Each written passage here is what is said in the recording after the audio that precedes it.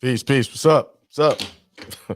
Sunday inspiration time. I'm sorry, I'm doing this a little bit early. I want to stay consistent with my shows up, like I say. Um, so uh,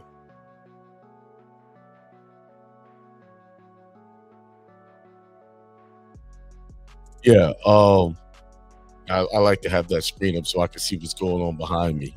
It's it's it looks like it's for y'all, but it's really for me. That's the way I can monitor my screen and not have to be looking all over the place. My little trick I use. Uh, see what's going on. See if y'all seeing what I see. All right, peace, prosperity, extreme wealth to everyone. Thanks for joining in early on a Sunday.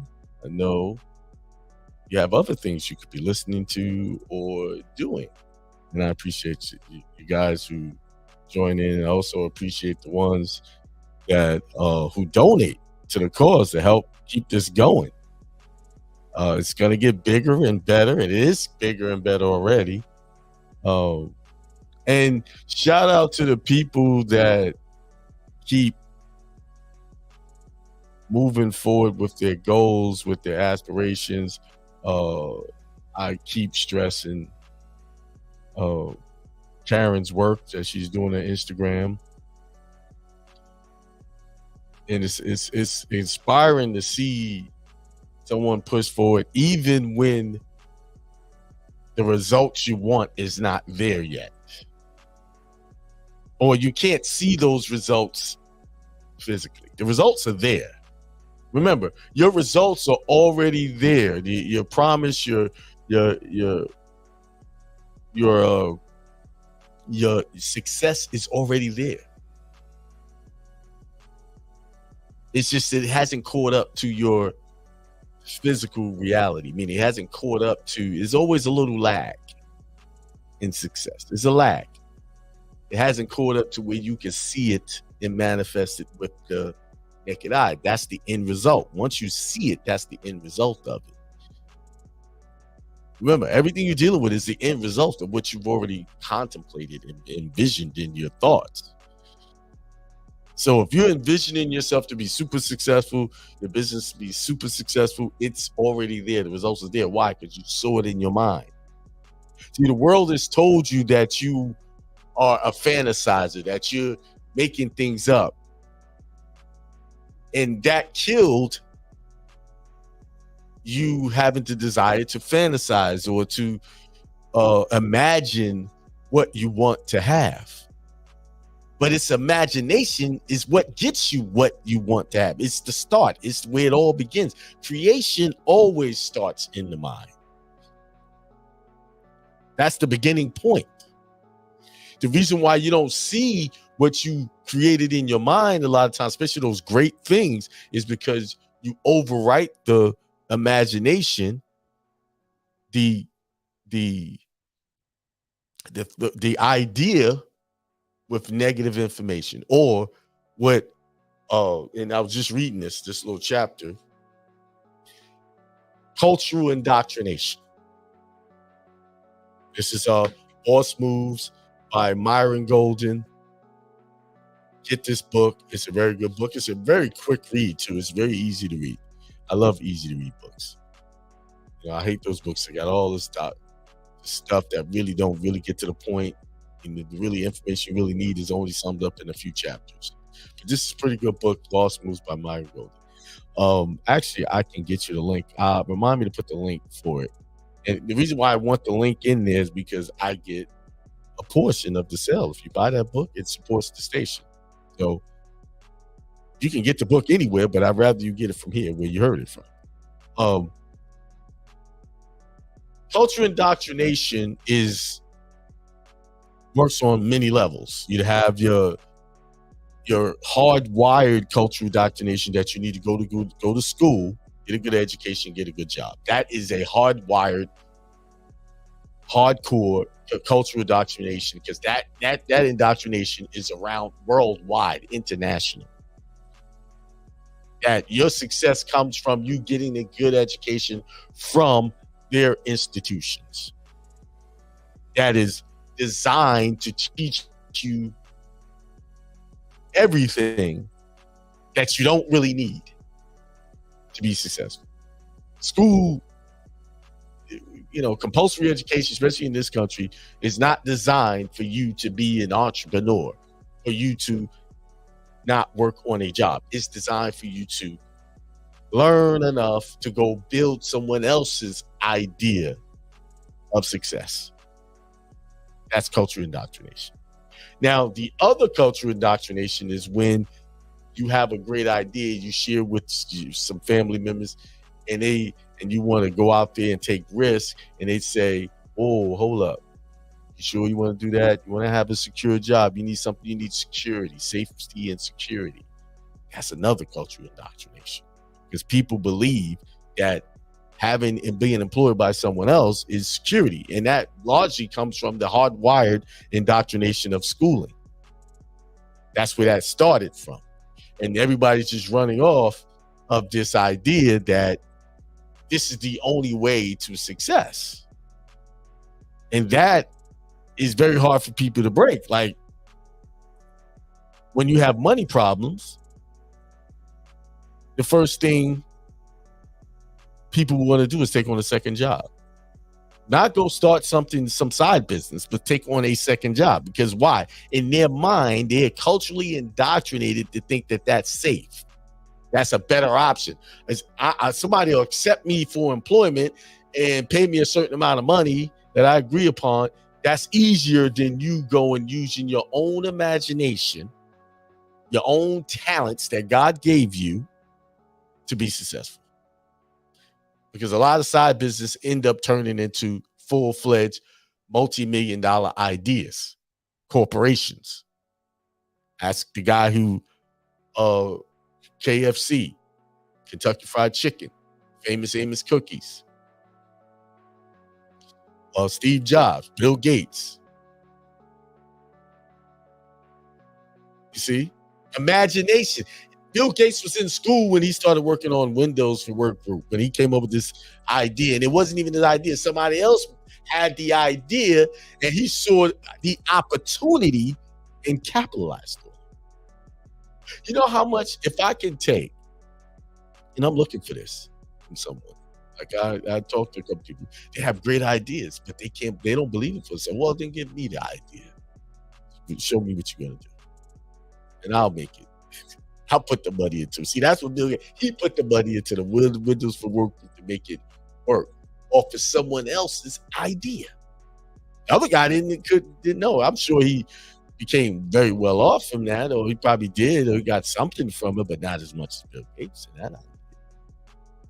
See, what happens is you can have a great idea and may not make it manifest because you don't believe in yourself, but somebody else believes in it and hear you talking about it, and they will take it and blow it up. See, once you come into a mind, I realize that now I'm in this headspace right now. I see good ideas all the time. I see people with great ideas all the time. And then I start trying to share that with them. They get confused. It doesn't compute for them. But I can see it. I can see the money, how much money it can make. I have a buddy, he's a very good cook. I said, start making videos showing people doing this and that. He don't believe that. He actually said he don't believe he can make that kind of money. And with that, if he doesn't believe, he won't make that kind of money. Although his idea is good, well, okay, I'll use your talent. I'll produce the videos. I'll come in and do this. You just cook. I'll be the head on manipulating all the other stuff. You be the cook, and we'll make some money together. We'll produce together. I'll do this. You do what you know how to do. You like to cook, and that's usually. Isn't that like the guy with the Steve Jobs? He knew how to program. That's where he felt comfortable. And sometimes that's what it takes. You're not going to get somebody to make their idea multi-million-dollar, but you can make it if they allow you to use their talent to make it. There's so many ways to make money. I spent years sometimes trying to convince somebody they could do it yourself. No, they can't, because they don't believe in it. They don't see it. They can't do it. They can do it, but they don't believe they can do it. So therefore, they can't do it because they're not in the place mentally to see that they can do it. But you can see that, and you can just say, you know what? Let's work together. I'll take your idea and do this, and let me do the work and do the put the time in. You just be dedicated to doing what you know how to do. And so many ideas. There's a place in this is franchise. I don't even know if they're still open, but it's a racist franchise called Maurice's Picky Park. It's very the guy who owned it was Maurice. He was racist, but the idea for the barbecue sauce didn't come from him. It came from someone else. And it came from one of our ancestors. And so many multi-million-dollar corporations are built off of someone else's idea because they weren't in a position to believe that they could do it, because they let societal conditioning believe that because they were black, they could make this happen or make it a legacy. But someone else took the idea from them and made it something. See? Cultural conditioning. And a lot of us are operating off that. Even sometimes at this level, I realize I have some sort of cultural condition on some of my ideas, and I have to unwind them or unravel them. So we got to let go of cultural condition. These are the things we have to let go of. We're conditioned by so many things, and we believe in so many things that do not serve us well. We have people in our life that do not serve us well, that are there for whatever reason. They are there, but they're really not benefiting us. They're causing us more problems than they are helping us. And sometimes we spend a lot of time tussling back and forth and mentally trying to get them to, no, let them the hell go. Let them go. They want to disrespect, do whatever, let them go. Let go of that. You should not have to be struggling unnecessarily in any situation where somebody's bringing you problems that you don't need, especially when you're trying to make progress. Because whoever's for you will be there. They'll be there to take care of you, help you, do what you need. So let it go. Unfortunately, this is gonna have to be a short show. That me and my son, we just got the new truck, so we gotta, I don't know if you guys saw my Instagram post while I was getting that truck ready. So that truck is complete with the E-Trax. Now I gotta go into the other truck, but they didn't have enough E-Trax in stock for me to install any, so I have to wait for the E-Trax that I need to put that in now the truck. Let's see though. Corinne, shouts out to you. You are doing a fantastic job with your channel. Keep it up. Keep it up. She said I keep reminding it to myself. Your consistency is very I love what you're doing out there. And I just want to see more people do the same thing. You guys got talent and y'all can do it. Y'all can make it happen. Y'all can break that generational curse of poverty in your family. And I mean, not just poverty in finances, just poverty in mindset. You can do it. But you have to break through some of your bad habits. You got to break loose, let go of anything or person or environment that's not helping you. Sometimes you got to move. Some of you guys are in situations where in that situation, it's not going to be prosperous. You have to get out and be in a prosperous environment.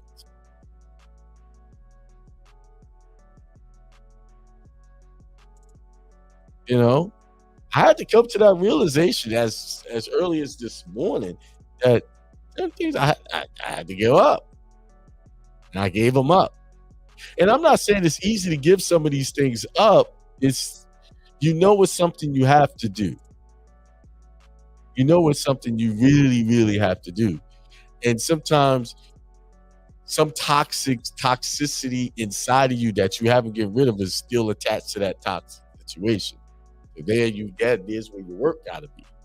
You gotta let go of toxic behavior within yourself.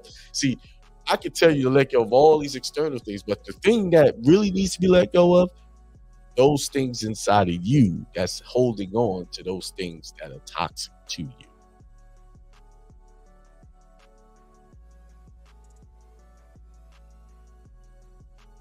You see, that's what you have to let go of. And I really get that. It's not them. It's not this. It's what's inside of you that's toxic that has to be let go. And we all have something in us that's not good for us that we have to look at and make some adjustments and be accountable to. Not saying that doesn't make you a bad person. No, it makes you an aware, an awakened person when you can realize there's some toxicity in you that needs to be worked on. That could just be simple as laziness, procrastination, not being a person of your word to yourself, not being consistent. Those are all toxic things that I mentioned. Levels of toxicity.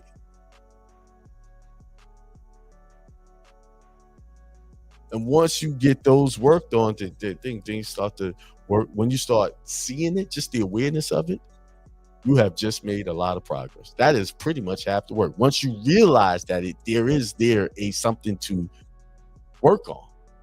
See, most people are working on and they looking they caught up and using these two physical eyes as their gateway to understanding and awareness, that they can't see what's going on inside their mind because they're programmed, socially conditioned, culturally conditioned. That's what we're culturally conditioned to use our physical eye to make judgments on things.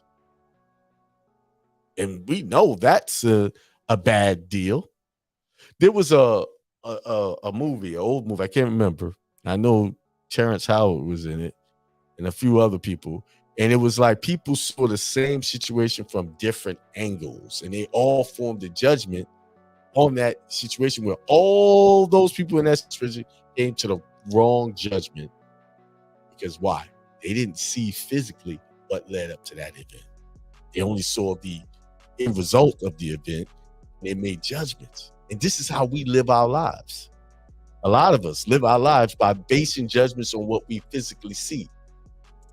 See, we can't look at things with the physical eye. We got to look at it with the mind's eye, the spiritual eye, because that's where the truth comes in. And the truth comes in when you see things, you say, I'm not going to judge that because I really don't know. I really don't have a full understanding of this situation to even come up with a judgment. But we're quick. You know how many opportunities I may have lost, you may have lost because we made a quick judgment on someone without knowing?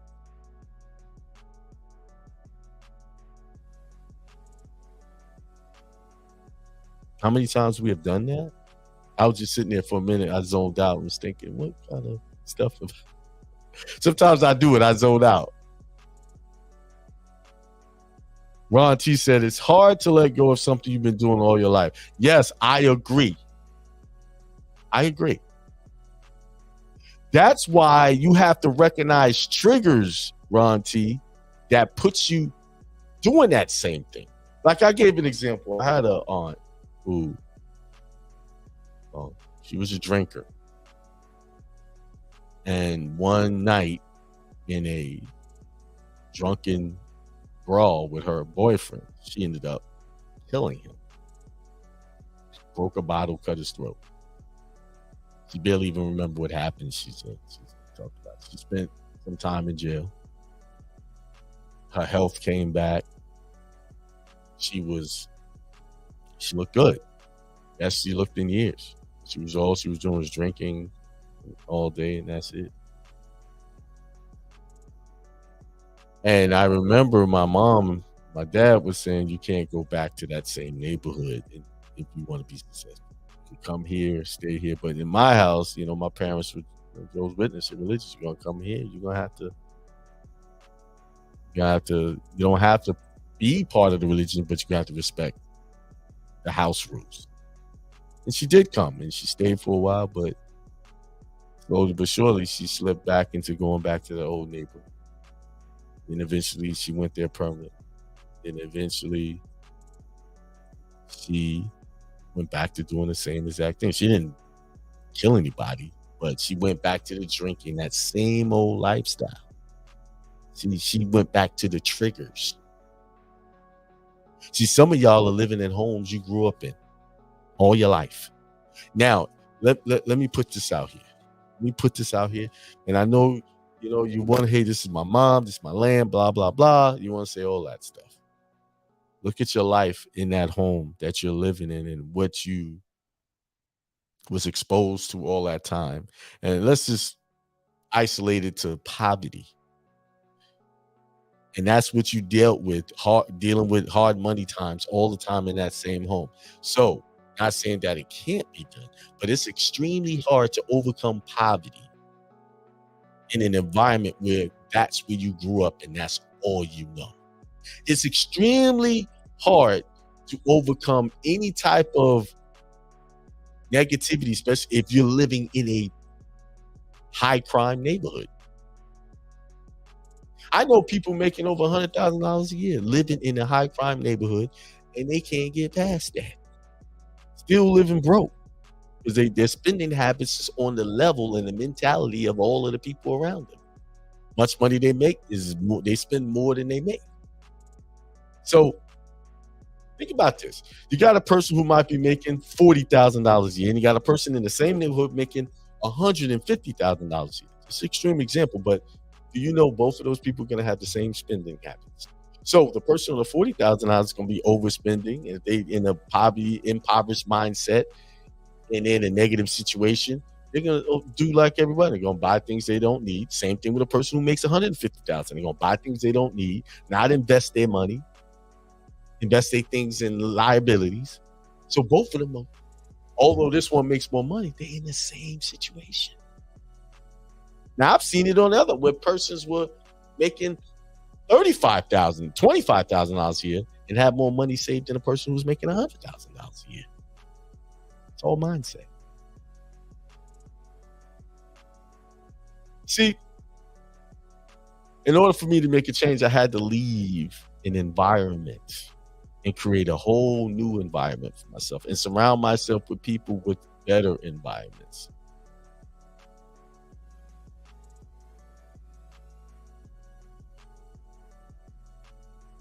Better mindsets.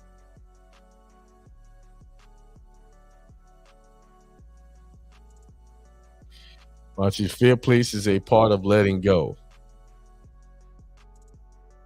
And time to grow beyond what and where we know. Much respect. Yes.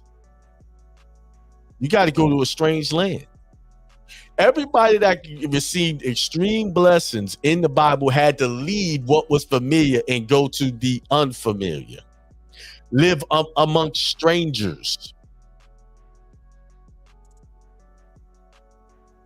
Some of y'all are carrying lifetime friends in your life. People you've known for years. And then trying to bring those same relationships to new relationships. And think you're going to thrive in your current relationship. No, you're not. You're not going to, nothing's going to work for you when you bring in old, because why? The you was when you met these people then is attached to that. And if you're trying to be different, all you're going to do is keep going back to the mud, the same old nonsense.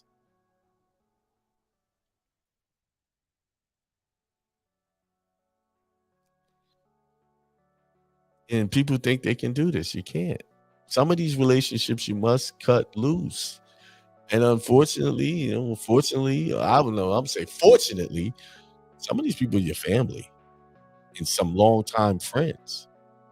I know that can cut. That sounds deep, but some of the reason why some of you are not getting what you want because you refuse to see that.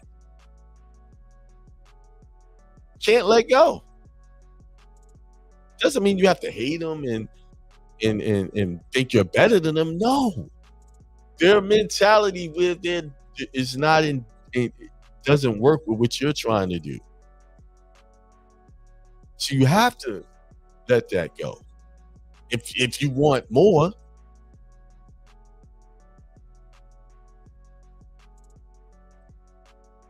if my fist is closed to opportunity, I can't receive any more opportunity.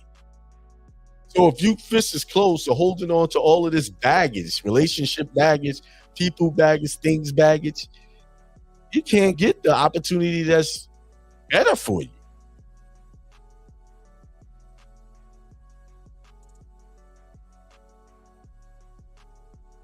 Think about what you're holding on to.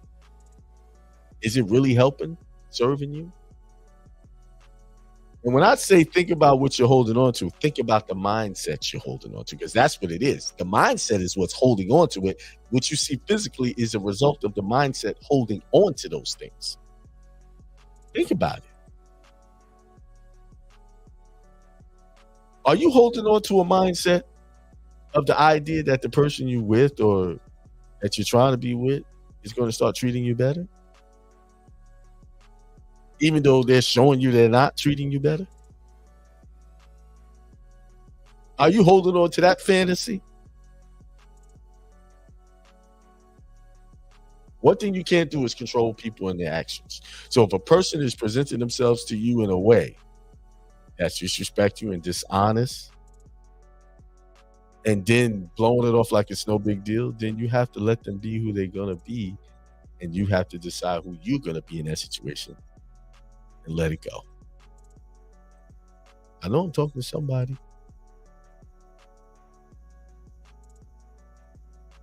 There's a certain way I want to be going forward in my life. And if I'm with or around people that tend to trigger the old me, then I can't be with those people because those people's energy is connected to the old me. That helps that prosper. Those old me ideas prosper. So I have to move to in a place where people trigger who I want to be, who I'm working on being, to trigger that in me.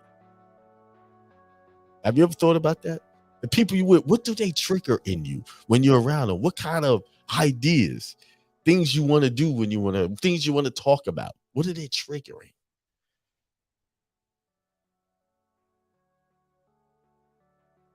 Have you thought about that? I gave that some serious thought. And I had to, I had to make some hard decisions. I had to make some hard decisions, things I really didn't want. Because I'm looking at what is these triggering in me? What am I allowing because it's one thing to work on yourself, but working yourself and then placing yourself in these harsh environments. Why are you testing yourself like that? You already know that that's a problem area. So why would you go in there into that situation? It's like someone who's an alcoholic. You know you working on stopping drinking, so would you go to a party where alcohol is everywhere and freely flowing? No, don't do that. You shouldn't, because you may not be that strong to resist that. You know? Sometimes God will put you in a situation that you have to change. Yes. And I don't, I know we love to give God credit for those things. But I think you place yourself in a position where you have to change because you know you have to change and your mind says you have to change and you keep doing it and you keep failing at it. But and then what happens is your consciousness draws that very thing to you that will force you to change. So is it God? Yes, God. And I think it's your own consciousness that puts you there. Your idea is like, because you're thinking one day it's going to be too late and I'm going to have to go through this. And yeah, some people can just change and make things easy on themselves. And then some people have to go through the challenge to realize that they need to make some changes. I think there's a higher power control on how we grow because I've made changes I didn't see coming, but it was for the better. Okay. It is a higher power, your higher consciousness within you. So we have to recognize the higher self is you. You're the higher power in your life. That's the higher power.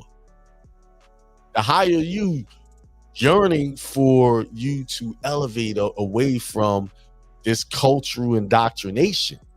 See, we are constantly yearning to be our true, authentic selves. No matter what situation we're in, we're constantly yearning for that. Even though we find ourselves in doing and saying things that is not part of our higher consciousness, it's always looking for that opportunity to reveal itself. And so once you see it, you recognize, oh, this is where I want to be. Then you're constantly moving in that towards that direction. But what happens is that lower self starts pulling back. And we get weak, or we become weak because we're so used to doing the other thing. That's easier. That's familiar territory. Anyway, all right, it's 10:05. Appreciate you guys getting on. Remember, let go what's not serving you. Let go of the ideas that are not serving the higher purposes that you're choosing. And remember, when you are going and pushing and whatever you're trying to do, it always physically looks like it's not working. Remember, it is always working in your favor as long as you stay consistent. Keep plugging away inch by inch, little by little at that. Keep moving, doing something. It's not time to take a break. Keep moving and doing something. That's why I was like, oh, I could made up a billion excuses why I couldn't do the show today because I had to go move the truck. We got to go do this. All these things.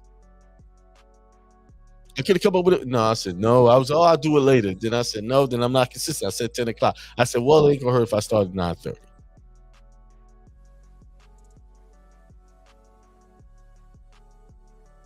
Adversity creates character. Yes. Adversity helps you see yourself for who you really are.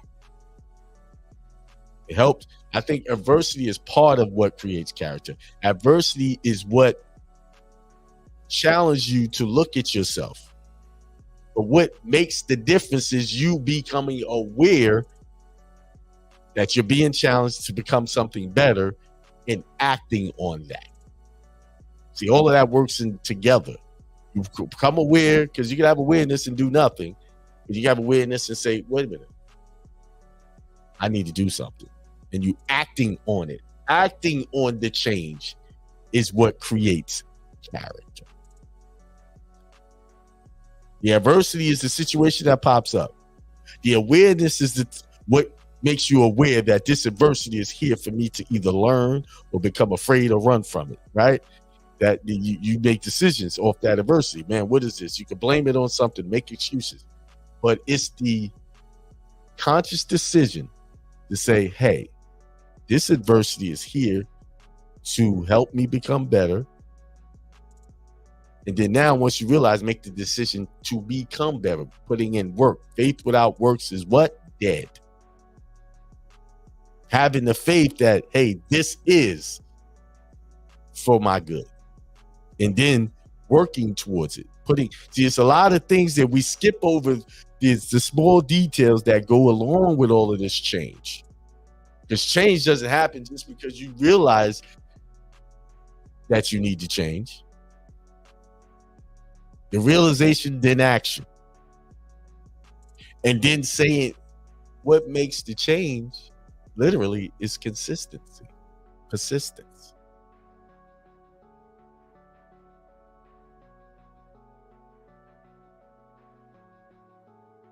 All right. All right. With that being said, peace, prosperity, and extreme wealth to all.